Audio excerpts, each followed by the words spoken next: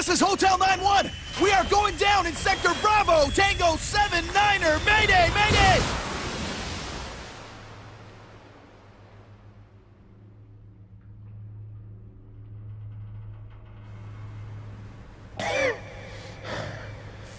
Davis, you still with me? Davis, come on, Davis, talk to me.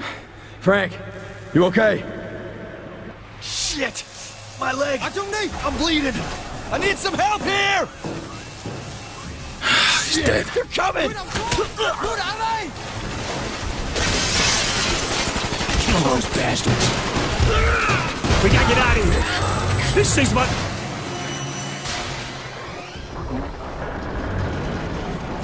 We're going under, Mason!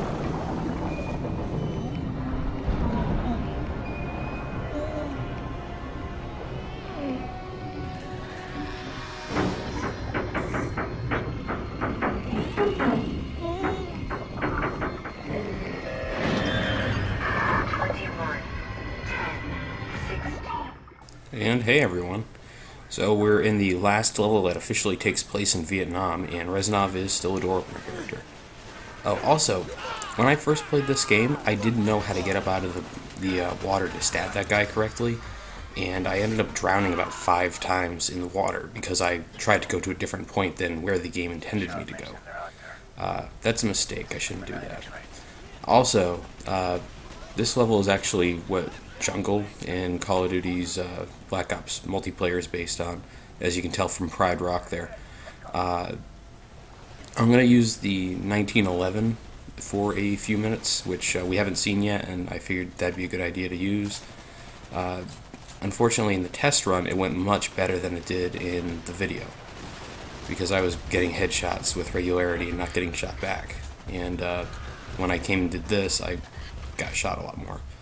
I didn't die in this level, except for one point that I'm going to leave in. But it was annoying to do this and miss all the shots. The 1911's a good enough gun, it's just that it comes with only 7 rounds in the gun, and it kind of means that taking on large groups is difficult.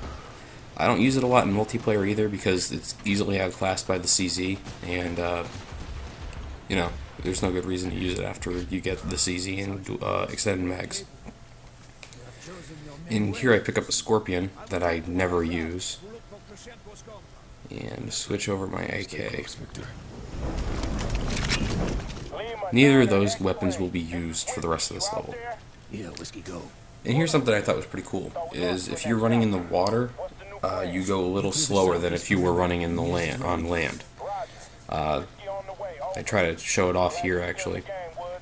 I thought that was a neat little thing, because most of the time a game like this wouldn't care where you were. And here's a section I was actually really excited to do again. It's really hard to mess up in it, but it's just a cool little kind of throwback to Call of Duty 4 section, where you're going through it completely stealthed out.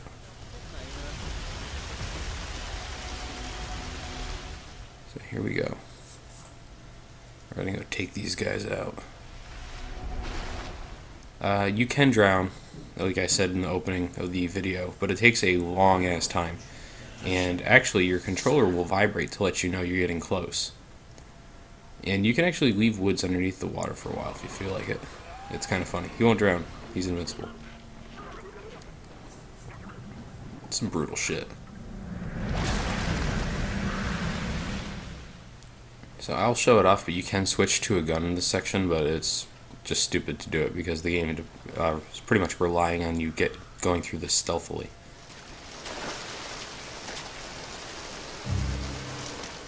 And Woods stands right in the path of everything. Charlie. I couldn't see all of that because of Woods. Never gets old.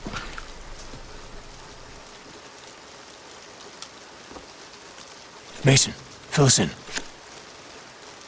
Somewhere near this village is a military outpost under the command of General Kravchenko. Been losing our FAC to AAA. Probably a ZPU. We'll disarm it, then we'll bring in the Hornets.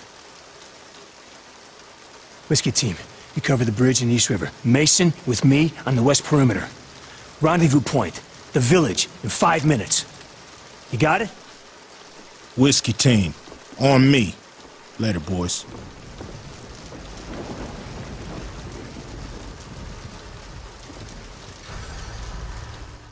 So I took a minute to show you who the guy with Ice Cube was. It's Sergeant Jackson. And honestly, I don't know why they couldn't use Brooks again after he had been with them during the Soyuz rocket launch. But I guess Ice Cube always gets strapped with the new guy. And the new guy, I bet, dies every time. He's like a red shirt. They're so sure that Ice Cube's going to be the first person to die, because that's how movies work, that they just had to throw him in there with the new guy, who's probably also going to die. And I couldn't get out of the water. So, I think this was kind of cleverly designed, where you can't get past woods in any of these sections, really. And I like the little motion he did there. But, it keeps you from going too far ahead and screwing up the scripting, which is really kind of nice. But at the same time, it's really frustrating because he goes so goddamn slow, and you're so used to this game being kind of action-packed, quick action sort of stuff. Stabby, stabby. Come on, son. I've heard stabbing people in the throat is highly inefficient. I wonder if that's true.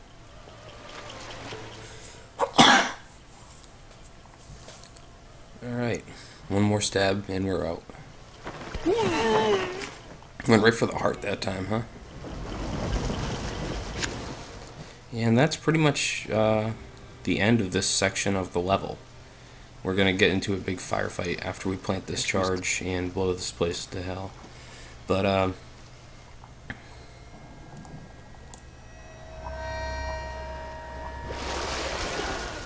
alright, so Woods just took out a guy and told me in his drive-through window to keep on going there. Yeah, this section of the level is really fun. I don't understand why there weren't more sections like this in the game, to be honest. Just where you go out with your knife and you try to be as quiet as possible with Woods. It reminds me a lot of, like I said, Call of Duty 4 campaign missions with the British, where you had Captain Price kind of guiding you in certain sections and telling you to be silent. And actually, in Modern Warfare 2, there are a few sections like that as well, with Soap. But now we've kind of blown our cover. I don't have either of the weapons I started with, so apparently somewhere along the way Mason picked up the WA-2000 I'm using to snipe here, and a commando. Don't ask me where he found those. He's apparently got a much bigger backpack than Woods has, or Bowman has, and he's just keeping guns in that. I actually make an effort to use the WA-2000 here, even though I suck at sniping and don't really like doing it. It's actually a smart move in this section, because if you run out there and try to get at commando range, you're going to end up dead a lot of the time. In Black Ops, a lot of the firefights in the Vietnam levels are about adjusting for the situation and staying in cover. Because you don't get very accurate people shooting at you, you just get a lot of bullets thrown at you. But here you've got a new mechanic a bit that only shows up in these sections, and it's throwing grenades at spider holes to move forward. They're the infinite respawn points for enemies, and if you put a grenade in there, it ends it. And here's the ZPU that we heard Woods mention. You can't get to it until Bowman tells you to, so you can end up killed trying to get to it. And I should say that you're trying to get to what's known as the Grim Reaper there, the 4-rocket launcher that shows up in multiplayer as a care package weapon, so you can only get it if you earn 4 kills, throw down a care package, and that shows up. It's similar to the Death Machine in that regard. And I like the reload animation, because it looks like you're putting in rusty rockets for some reason. Got it. And I just barely survived that one. If you don't know those guys are going to be there, you can get fucking cleared out by them pretty quickly. They won't attack your teammates if you're open and available. And here we go, I pro-mouse closed out that point. And I realized these guys are far enough away that I can do this. That's another thing that I should mention, and part of the reason why I don't like sniper rifles, is that when you're using any gun in the game and you aim down your sights, if you get hit, your guy's going to flinch and your aim gets completely fucked. So I usually avoid those situations. Dock is clear! Move up! We're gonna cut through this hut. Mason, lead the way. But we're coming up on the ending of this section of the level. This is, like, I should have mentioned, divided into 3 sections. One is the opening section, where you go and do things as stealthily as possible. The other is the section that we just went through, the fighting section we're in, actually. And the third is the rat tunnel section up ahead. And that section, I think, is actually pretty cool and pretty unique for the Call of Duty series. It does a couple of things that you don't see throughout the rest of the game. And it's actually pretty quick, despite what it does. But it's a tense little scene. And I pick up this just to show it off. I think this is the only camouflaged AK weapon throughout the entire game. There's like 2 or 3 of them out there, but...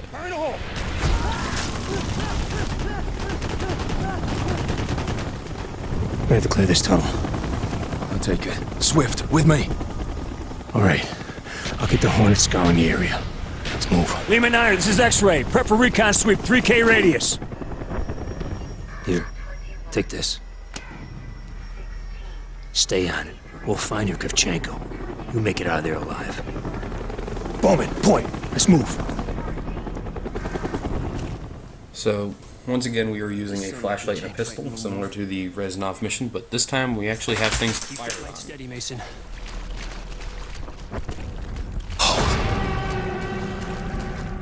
Reznov, you nearly took a bullet. No one fights alone. I will work my way around. All right, but move quietly. What the fuck's wrong with you? So apparently Swift doesn't like being in the dark in this tunnel, knowing that there's a bunch of people all over the place. Ooh. So that guy's invincible until he kills Swift. Because he pretty much immediately does it, it doesn't matter. And this is the point where Mason realizes he has no contact with the outside world while he's under the tunnel. So we're using our old friend the Colt Python, and it kills in one shot every time still, and blows off people's alarms. You're given enough ammo to take out a small village, but which is actually pretty good because you'll pretty much need to kill a small village down here. But for the most part, you're going to be just in the tunnel. We will mourn him later, Mason. There are signs of Soviet presence in these tunnels. We are on the right path. Here! Help me move this. Oh, it's going to be so hard to move. Let me try to help out. Ugh. Fuck. Did you really need help on that, Reznov? But Reznov takes the lead, which probably means there's a door up ahead somewhere, in my knowledge. Or he does this, which is pretty badass. Stabby, stabby.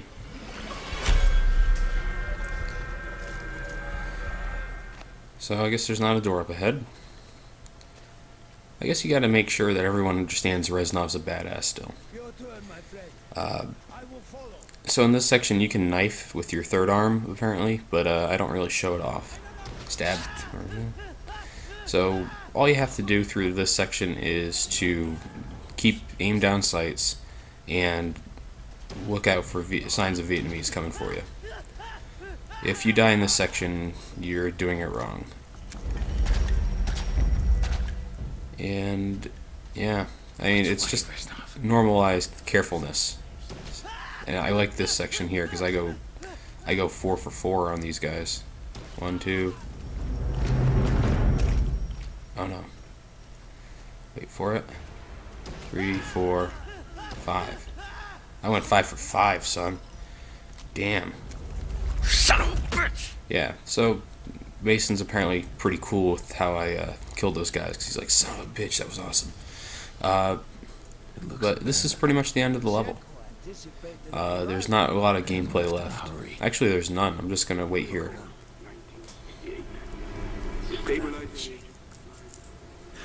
Quick, grab the documents, Reznov. We're leaving.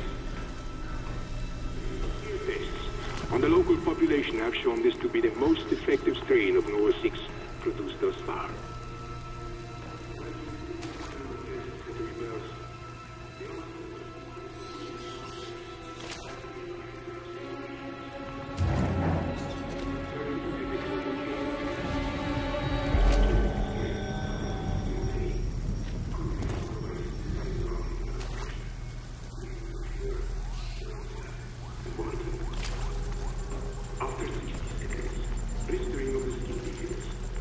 by scaling, peeling, and discoloration across the subject's entire body, effectively signaling the onset of epidermal necrosis. At this stage, we have had limited success, by way of aggressive surgical debridement, in keeping subjects alive for short periods. But even the surgical removal of infected tissue is not enough to prevent further spread. While the speed of infection appears to be consistent across adult males, we have observed a more aggressive rate of decay in individuals, usually leading to mortality within 30 to 45 seconds. Shit! Go! Go! Kravchenko had the place wired to blow! X-ray, do you monitor? Damn it! Hurry, Mason! I do not wish this rat home! Yeah, I died there because I couldn't see the actual exit. So I don't screw this up. I'm not going to sit through the explanation again. But it basically said that Kravchenko and Dragovich were here to make sure that Nova 6 could work in warmer climates. That's what Clark was doing for them. So we now have the motivation behind them being in Vietnam, if anyone was wondering that one. And this is really the end of the level. There's just a little bit of a quick time event up ahead and we're done. So I hope everyone's been enjoying these, and I actually have another one already recorded. So that might actually be up maybe as early as Monday, if not tomorrow. See everyone soon. Shit! DC, Mason! Where are you, Woods? Come on! Come on!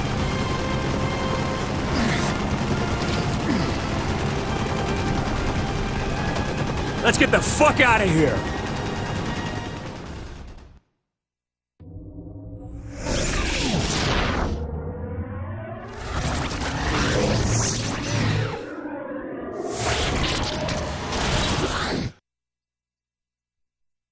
You confirmed that Dragovich's second-in-command, Kravchenko, was operating in Laos. Yeah.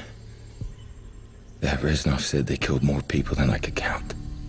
Listen to me carefully, Mason. Reznov cannot be trusted. No matter what he tells you, no matter what But he gave us the dossier on Clark. He led us to Nova 6. Reznov's not who you think he is. He's my friend. He helped me escape. Oh, God, betrayed. Forgotten, abandoned, all brothers, huh? Forget Reznov! Focus, Mason! We're out of fucking time! The world is on the fucking brink of war! Whose war? Who the fuck are you anyway? Huh? God, just keep hearing the fucking numbers. It's a broadcast, Mason. The numbers are a broadcast. You've been brainwashed.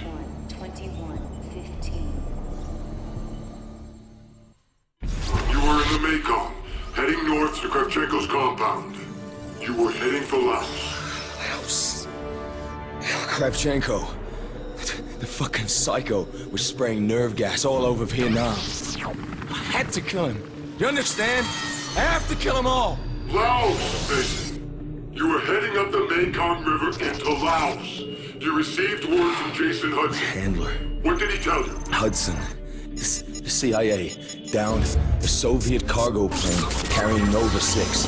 It went down in Laos. Our SOG team went in. What happened? I keep hearing the fucking numbers! It's a broadcast, Mason. The broadcast.